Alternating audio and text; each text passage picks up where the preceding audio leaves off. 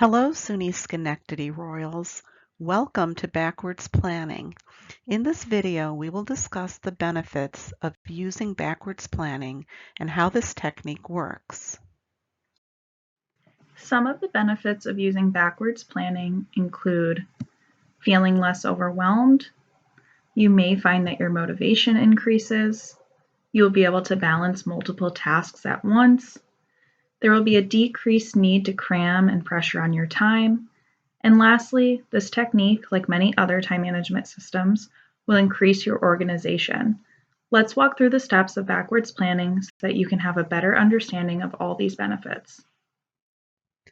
Let's discuss the steps of this technique. First, you will want to select your task and define your goal for that particular task. You may have a paper to write, and your goal is to submit it a day before the deadline. You could also have been assigned to read chapters 1 to 3 in a textbook, or a book you are reading for your English class. Your potential goal could be to read a chapter each week or read 10 pages a day. The task and the goal need to make sense for you. Next, number 2, identify all the steps needed to complete this task and to reach your goal. You will want to account for how much time you will need and what resources you will use. For example, if you're planning out the steps to completing your research paper, you may identify the library and librarians as a resource. The steps you will need to take do not need to be in any order just yet. Now, number 3, we want to create a timeline. You will begin by writing down your due date or end date. Add in your steps by working backwards until you reach your start date. You may need to move some things around a bit before your plan is finalized. We will take a look at an example of this on the next slide. It's best to use a calendar or planner to create your timeline and to take into account other assignments or commitments you may have as you can plan around them. And as mentioned previously, one of the great benefits of this technique is that you can balance multiple tasks at a time.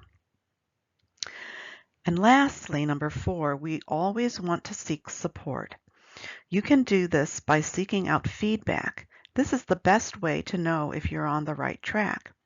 Getting feedback from someone can ensure you aren't overlooking something critical. Student support staff are here to support you. For example, you can meet with a tutor or a trio academic specialist to work on backwards planning. Overall, this technique can give you confidence as you move forward toward achieving your goal. Now let's go through the actual planning of backwards planning.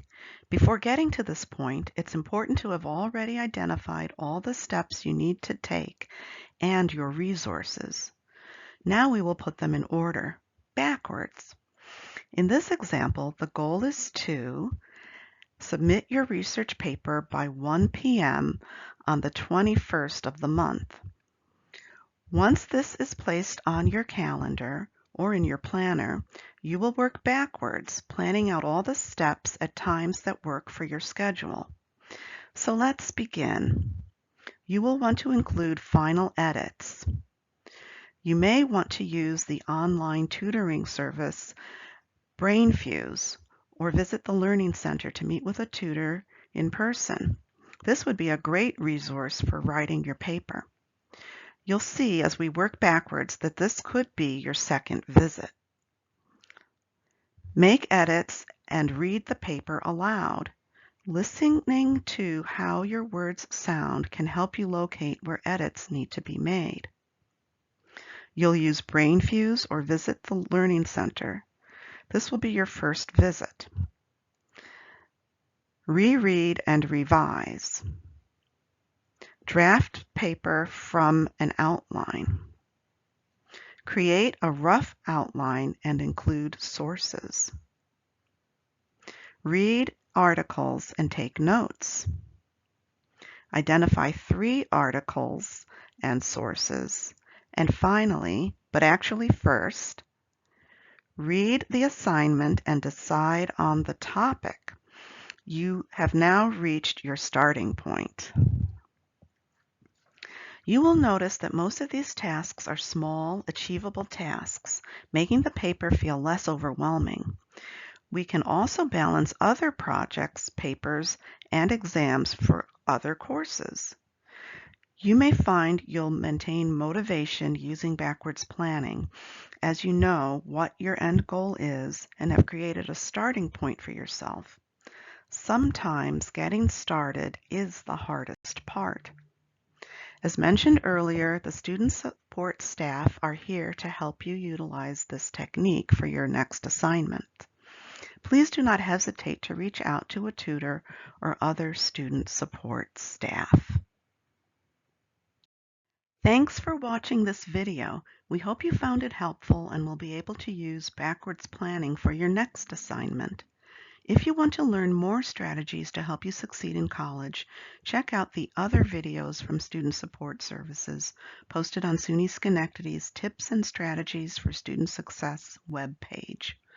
Click on the link at the bottom of this slide or look in the YouTube description of this video for the link to this webpage. And of course, be sure to meet with student support staff to discuss personalized success strategies to help you reach your educational goals.